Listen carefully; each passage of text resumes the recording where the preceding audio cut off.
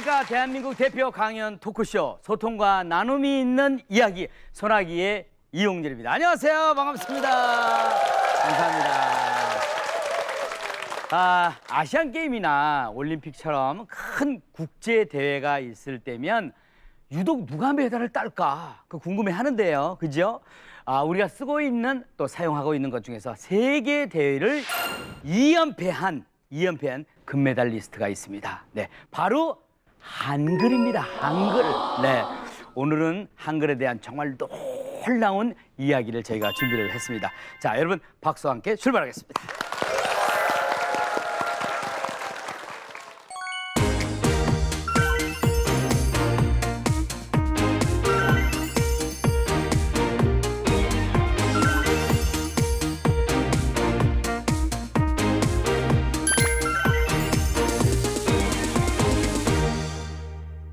할리 씨한테 제일 먼저 여쭤보고 싶어요. 한국에서 사신 지 몇 년째죠? 지금 오래됐어요. 30년 다 돼가고 있어요. 30년. 네. 네.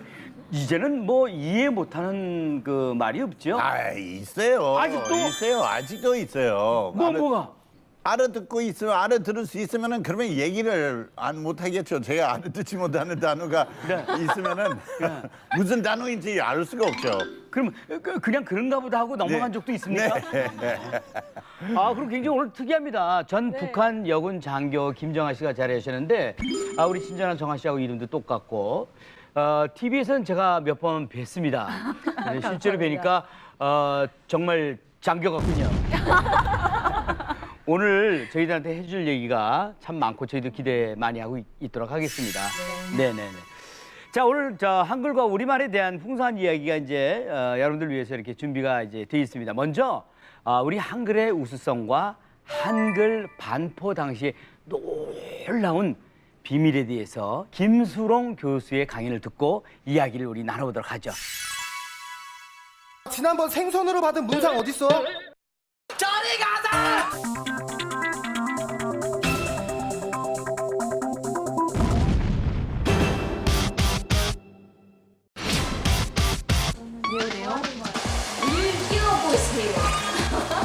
이렇게 어려워요, 근데 이거. 세종대왕께서 10여 년간 비밀리에 연관 끝에 구, 거, 고.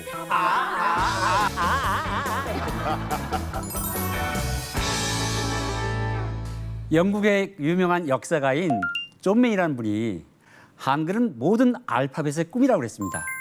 이제는 그 꿈을 우리 한국인만이 아니라 이 전 세계 모든 사람들이 나눠야 된다고 생각합니다.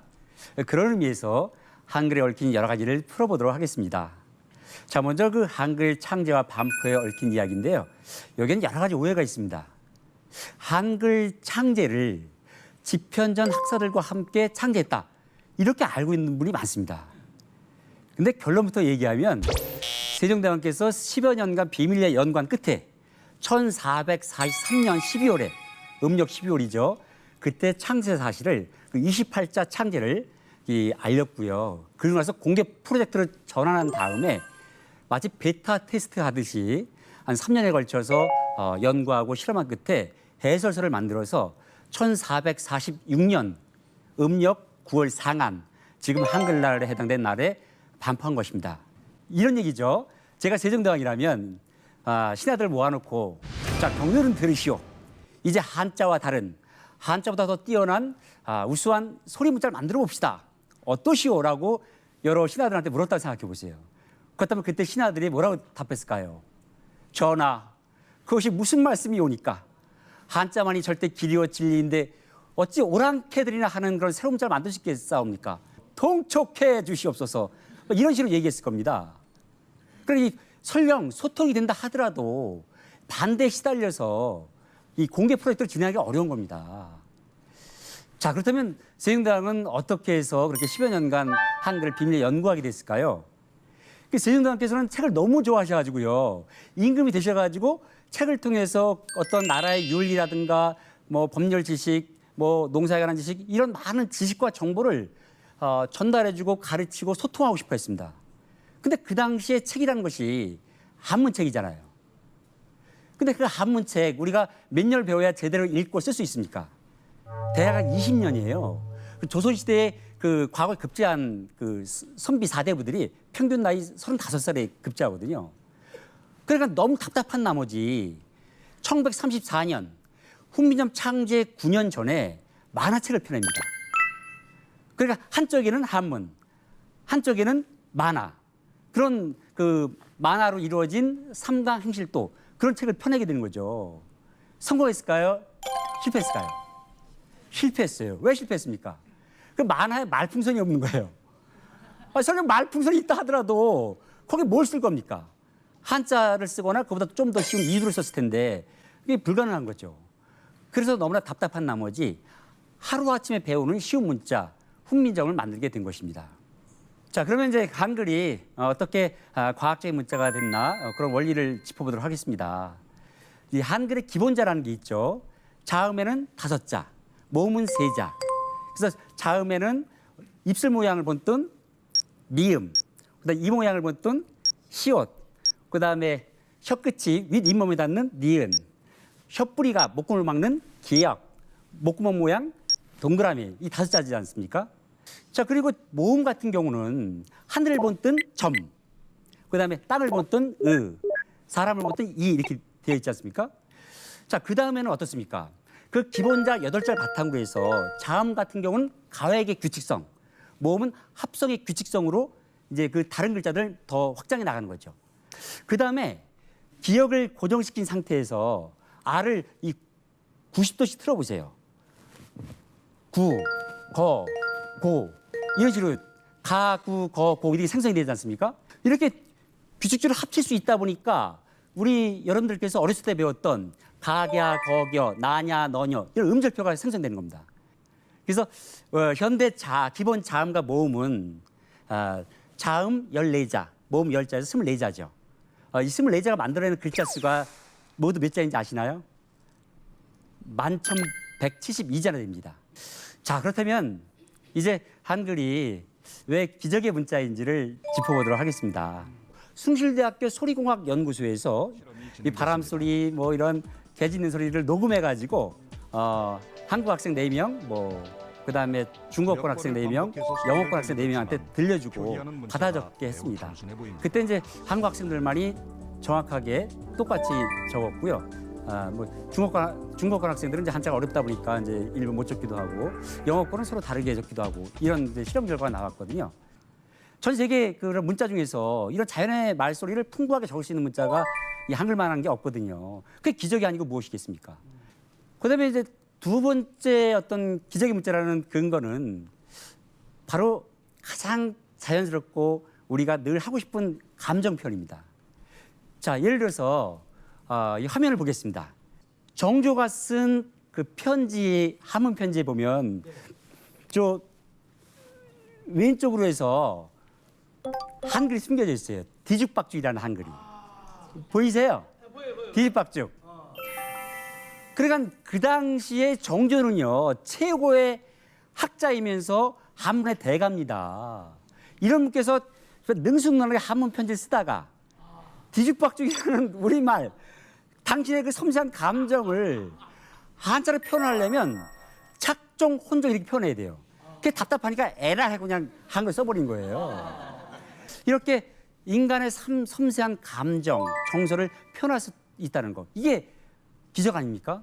그래서 조선 후기에 많은 여성들, 이런 평민들이 막 한글 배워가지고 막 답답한 심정, 그죠? 어머니한테 하고 싶은 거, 딸에게 하고 싶은 거, 이런 것들을 막 없는 편지, 한글 편지를 주고받으면서 기나긴 그 아픔과 시집살 이런 걸 이겨냈던 것입니다.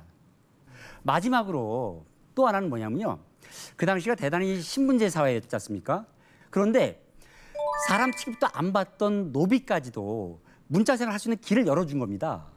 그래가지고요, 조선 후기로 오면 계약서가 한글로 나옵니다.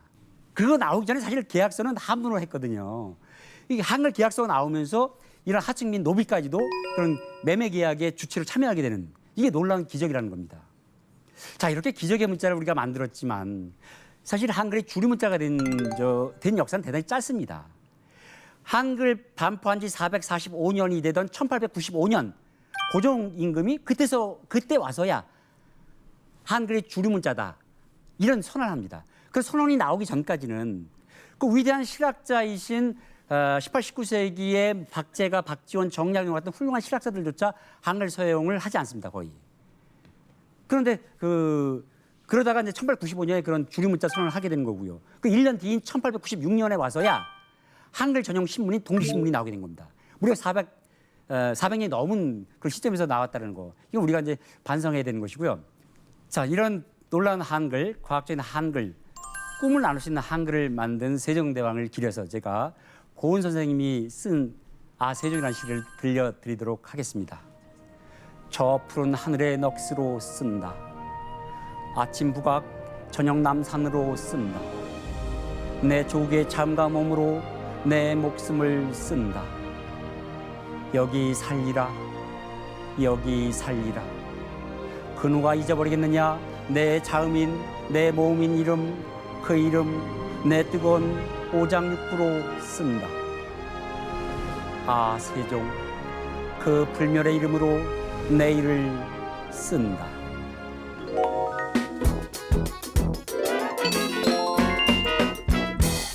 가장 기억에 많이 남는 것은 뒤죽박죽이 있었다는 거. 저도요. 상당히 많이 기뻤고요. 어떻게 들으셨습니까? 로버트 할 씨는 뭐 거의 다 알아들으시겠습니까? 어떻습니까? 힘들었어요. 예. 그래도 너무 재미있어갖고 네네. 이 한글이라는 거는 얼마나 대단한 그런 건지 우리가 네네. 알 수 있었어요. 네네. 네. 뭐 로버트 할리 씨를 뭐 어떻게 제가 이게 무시하고 그러는 게 아닌데 사실 우리 한글은 표현 못하는 말들이 없거든요, 사실은. 그죠? 뭐 예를 들면 거무죽죽하고 니리끼리하다 이런 거를 영어로 어떻게 표현을 좀 해주시겠어요? 그거 어떻게 하겠습니까, 저는. 저도 이 한국말을 배울 때 뭐 특이한 표현들이 많이 있어요. 그렇죠. 근데 그것도 제가 쉽게 알 수 있지만 미국에 계시는 우리 부모한테 설명을 못해. 예를 들어서 짜증난다. 짜증난다. 그거 어떻게 표현해요, 영어로? 아는 사람이 있어요? 없네요. 네. 그래도 표현을 한다면 굳이 영어로 표현하면 네. 뭐라고 설명을 하셨습니까? 제가 그냥 부모님한테 발음만 알려줬어요. 네. 그냥 짜증 이렇게 해가지고. 그 세종대왕 탄신일이 5월 15일이더라고요. 그렇죠. 근데 그날이 스승의 날이잖아요. 예. 이게 우연인가요? 우연이 아닙니다. 네. 그렇구나. 1965년에 스승의 날을 정할 때 네. 스승, 세종대왕이야말로 결의 스승이다. 왜냐하면 쉬운 문자를 통해서 쉽게 배우고 나눌 수 있게 만들었으니까. 네. 그래서 세종대왕 탄신일을 네. 스승의 날로 삼은 겁니다. 네. 그다음에 저 여쭤보고 싶은 게 한글 웃음놀이도 만드셨다고 들었어요. 예. 한글 이게 뭡니까? 이거는 이제 그 한글에서 네. 가나다라 마바사 아야어여 오요 우유 의이 이걸 가지고 이제 웃음들을 만든 건데 어떻게? 이를테면 나는 나비처럼 호호호호호 이렇게 그다음에 다는 다람처럼 히히히히 이렇게 다람쥐 기어다니듯이 웃는 거죠. 네네. 그건 이제 우리들이 할 건 아니군요. 아이들이 이제 한글 배워 나갈 때. 아니 모두가 더 좋은 거죠. 예, 그렇습니다. 건강 좋은 거니까요. 그러면 그 열심히 하시면 돼요. 그럼 얘기 나왔으니까 제대로 한번 해주세요. 우리 다 같이 한번 따라 한번 해보게.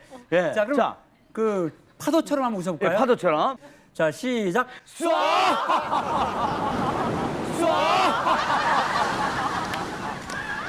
파도의 균이 느껴지죠. 그리고 모든 웃음이 그렇게 세게만 웃을 필요는 없거든요. 그래서 이제 그 가는 가뿐하게 네. 그죠? 기죽지 말고 몇 개 더 해보세요. 그다음에 아는요. 아이처럼 응.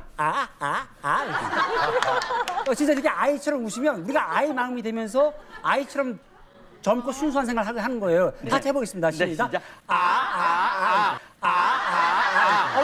좋다. 그다음에 야는 야야어요. 야는 야들야들.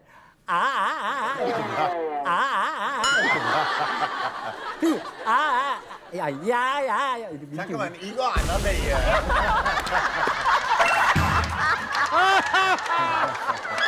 온몸으로 이 발음 기관을 제가 움직여서 웃는 게 한글 웃음놀이에요. 한글 웃음놀이. 너무 재밌게 봤고요. 네. 그런데 요즘 뭐 신세대, 언어 신세대 문자라 그래가지고 문자 네. 파괴라는 말도 나오고 있는데요. 네. 예를 들어서 브렉 이런 말 들어보셨나요? 블락. 발음도 어려운데 bread. 가만 있어. 블락. 블락. 읽어보세요. 아 로버트 할리씨 읽어보세요. 아 이거 쉬워요. 네. 원래 미국에서 우리 친구가 바로 이 사람이에요. 블랙. bread. 이게 네. 브레이크의 준말이래요. 그래서 아. 기분이 나쁠 때 쓰는 그 소리라고 하고요. 하나만 더 보실까요? 자, ጧ. 저런 ጧ. 말도 쓰더라고요. 그러니까 놀라운 어떤 게 나타났을 때 딱보다 조금 더 강한 말.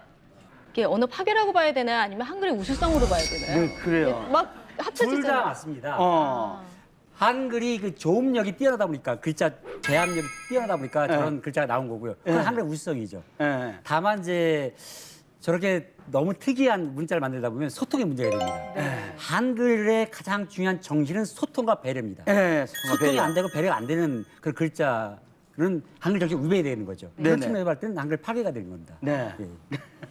우수해서 이런 글자가 나오긴 네. 하나 우리가 자제는 해야 되겠군요. 네네. 근데 문제는 이제 저 둘 다 로버트 할리씨 친구라는 거.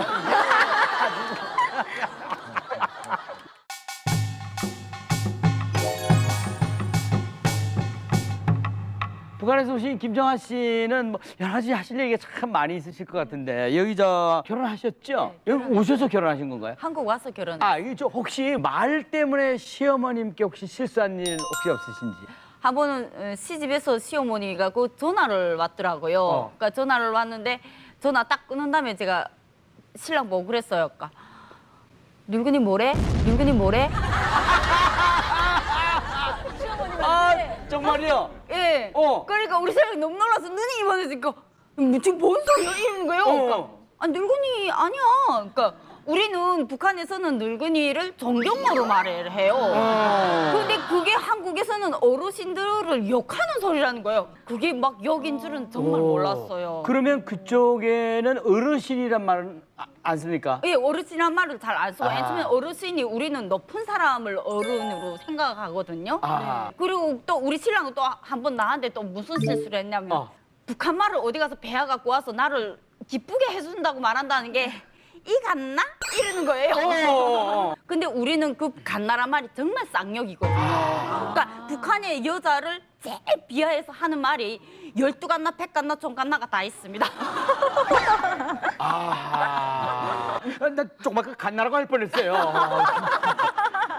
할리 씨도 아마 저 이 한국어 처음 배울 때 실수 참 많이 했을 것 같습니다. 아 이 실수 많이 했죠. 존댓말 이런 것도 있고. 네, 한번 제가 근데 친구들이 놀릴 때가 많이 있었어요. 또 같이 일하는 동료들이 네. 한국에 처음 왔을 때 뭐 저한테 와가지고 거기 그 사장님한테 가서 점심 뭐라고 했죠? 그거 점심 처먹었어요? 처먹었어요? 이렇게 물어보라고 그렇게 얘기해야 돼요. 제가 뭔지 모르잖아요. 그러니까 맞을 뻔했어요 그때. 아, 참 우리말은 이게 존댓말과 또 이렇게 우리가 보통 쓰는 반말이 있어서 참 외국 사람이 처음 배울 때 그게 아마 가장 어렵다고 생각이 되네요. 네, 네. 그 북한에도 한글날이 있습니까? 아, 북한에는 한글날이 없습니다. 그리고 그 날을 명절로 이렇게 지정한 건 없고요. 우리는 한글이라고 부르지 않고 조선글이라고 말합니다. 조선글. 고유한 조선말, 조선글. 예, 근데 그 조선글을 우리는 김일성이 만든 줄 알았지, 세상에 세종대왕이 만든 줄 몰랐어요. 한글날에 관련해서 북한에는 한글날과 똑같은 건 없지만 네. 그 훈민점 기념이라는 게 원래 있어요. 네. 그래서 그게 1월 15일이에요. 왜 그러냐면 우리는 한글 반포한 날을 기해서 한글날을 만든 것이고 북한은 한글 창제한 날. 그래서 음력 12월에 창제가 됐는데 정확한 날짜를 몰라요. 그러다 네. 보니까 12월 중간인 12월 15일을 딱 끊어서 이건 음력입니다. 그 음력을 양력으로 환산한 날짜가 1월 15일이에요. 근데 학교들에서는 전혀 그런 걸 배워주지 않습니다. 네, 저 지금 처음 들었어요.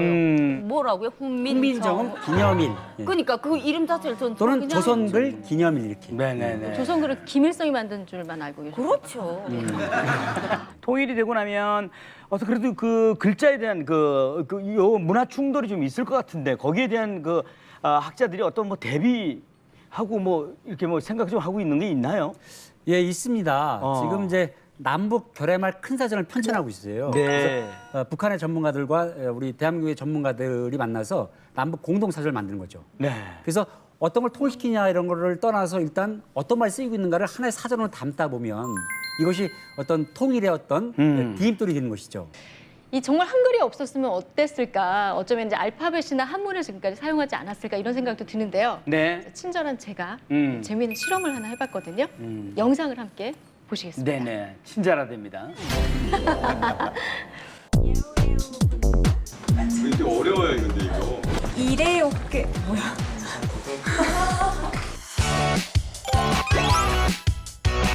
네, 이곳은 지성과 미모를 겸비한 YTN 기상캐스터들이 공부하는 과학기상팀입니다. 지금 또 재미있는 실험을 하나 할 텐데요. 함께 해보실까요? 안녕하세요. 네, 안녕하세요. 네, 예오. 예오래요? 뭐 하는 거예요? 자, 혹시 우리말 읽지? 요레오 분도 여러분도 요럴레이 이렇게 한글 없이 한 리홍영 씨. 실제로 보니 생각보다 키가 크신데요? 생각보다 기가 세신데요? 기가 세신데요?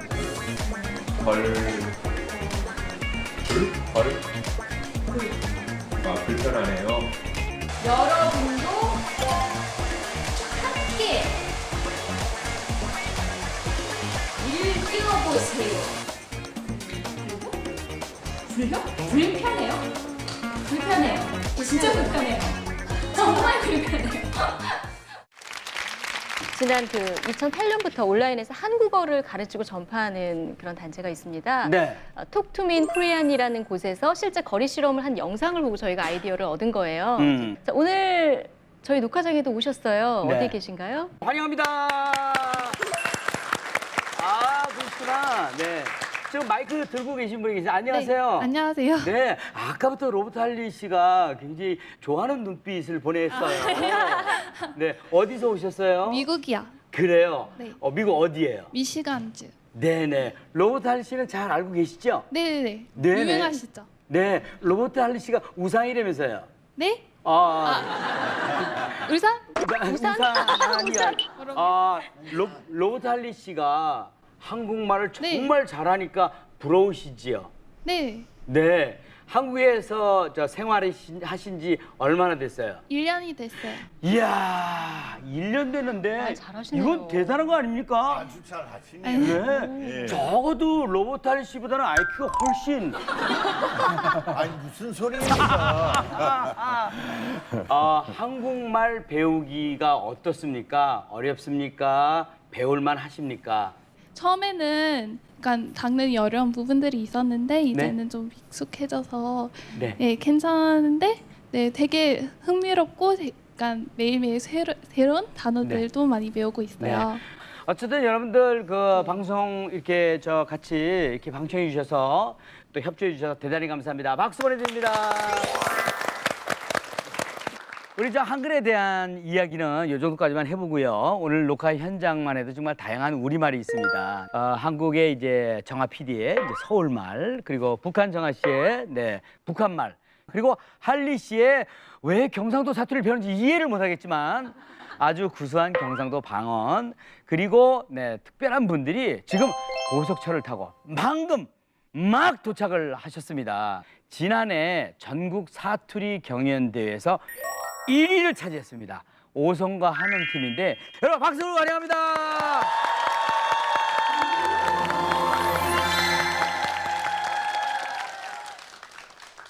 예, 요즘 명량이라는 영화가 대박을 치고 있습니다.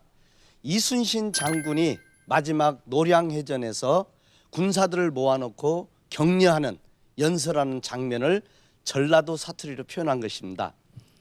여기는 전쟁터. 시방부터 여기서 설찬이 큰 쌈박질이 벌어질 참이야.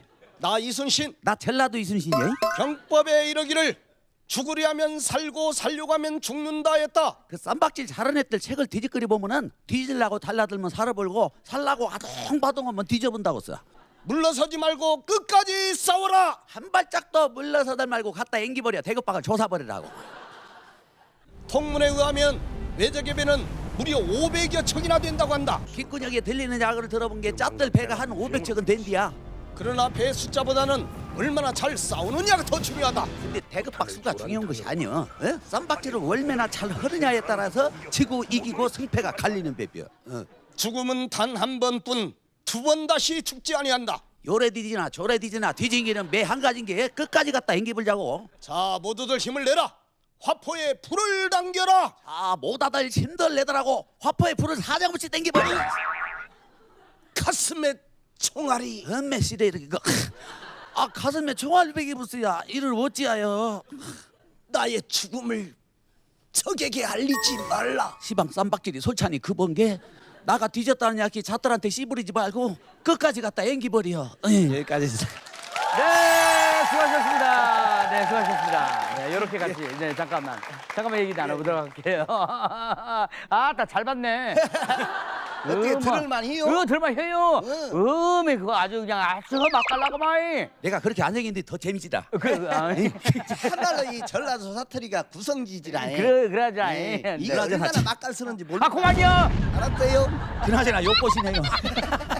아, 그럼 두 분 고향은 지금 전라도시고요. 예. 네, 어디십니까? 전주에 있습니다. 전주이시고. 네. 근데 어떻게 보면 권호순 씨 슬쩍 묻어가는 편인 것 같습니다. 절대 그렇지 않습니다. 모든 작품은 제 머리에서부터 나옵니다. 그래요? 아니, 지대로 모셨어. 네. 기왕이 우리 오셨으니까 네. 우리 출연자 여러분과 같이 얘기를 잠깐만 나눠보도록 하겠습니다. 네? 이쪽에 잠깐만 예, 모시겠습니다. 예. 여러분 박수 보내주세요. 로버트 할리 씨는 경상도 사람의 입장에서 네. 어떻게 보셨습니까? 하나도 알아듣지 못했어요. 아, 재밌게 들었어요. 네. 정말. 근데 로버트 할리 씨가 처음에 이제 한국에 왔을 때 이게 사투리다 하고 배운 겁니까? 아니면 이게 그냥 한국말이거니 하고 배운 겁니까? 아니, 맨 처음에 사투리인지 몰랐죠. 그걸 그냥 경상도에서 그 사람들이 그런 말을 쓰니까 뭔지 그냥 순한 한국말인 줄 알았거든요. 뭐 코딱지 같은 것도 네. 콧대깔이라고 하거든요. 경상도에서. 그러니까 코딱지가 뭔지 몰랐어요. 네, 이런 것도. 그 외국 사람이 경상도 사투리 쓰니까 얼마나 재밌어 하겠습니까? 네, 재밌죠. 아마 한국 사람도 미국 가서 미국 사투리 있으면 더 재밌겠죠. 오늘 이제 많은 분들이 이렇게 오셨잖아요. 경상도하고 전라도 또 이제 북한 말이 어떻게 다른지 이제 비교하는 그런 시간을 조금 가져보고 싶은데 같은 문장이라도 표현하는 방법이 좀 다를 거라고 봐요. 그죠? 네네. 그래서 저희가 사전에 간단한 문장을 하나 드렸어요. 네네. 각 지역의 사투리 버전으로 한번 표현해 볼 텐데 나중에 알아맞히세요. 네. 북에서 온 정화 씨? 어우, 깨당나기 같은 게. 자, 그러면 이번에 로버트 할리 씨 경상도요. 네. 아가 와크리 깰빤노. 오성과 한음 팀의 전라도 사투리 버전을 들으면 이제 아실 것 같아요. 그래, 뭐가 어쨌든 이렇게 니들 늘 터지냐? 네. 그러면 이게 전부 다 게으르다는 표현인가요? 네. 그 옛날에 양반들이 당나귀를 타고 갈 때 빨리 가자고 당나귀를 때리면 당나귀가 빨리 가면 힘드니까 네. 머리를 굴리면서 빨리 가라는 데서 계속 천천히 가면 네. 당나귀 보고 야, 이 꾀당나귀야, 꾀당나귀야. 꾀당나귀. 예, 꾀당나귀가 깨당나귀로 됐다고. 저희 꾀당나귀야. 어머니는 그렇게 말씀하시고. 눕게 부리는 거 아니냐 빨리빨리 안 그렇죠. 가고. 네. 이 저쪽 어머니들은 많이 들으셨던 말인가 봅니다. 네, 아주 맞장구를 많이 치셨는데 조금 조용히 해주세요. 저는 이제 감히 그런 말씀을 올립니다. 만약에 전라도 사투리가 표준어가 됐다면은 우리나라 예술은 30년을 앞서갈 것이다. 한 예술의 고향이네. 20여 년으로 조금만 내줘. 왜냐면은요 전라도 사투리가 아주 예술적입니다. 네네네. 어떤 면에서? 예, 특히나 이제 어미 부분에서 서울 같은 경우 어미 부분은 툭툭 쳐지잖아요 위로. 네. 그랬니 저랬니 이런데 전라도는 그랬지라이 했어라오 그려이 이런 것이 아주 정감 있으면서 이 운율이 자체가 예술적이거든요. 그리고 서울 사는 분들 같이 이렇게 지치지를 않아요. 네네. 말을 길게 하잖아요. 서울 사는 분들도 학교 끝나면 학원 들렸다가 길도 심하고 차도 심하고 꼭 일찍 와야 돼. 그러죠? 네. 전라도 한마디면 끝나. 네. 그래요. 욕봐라이.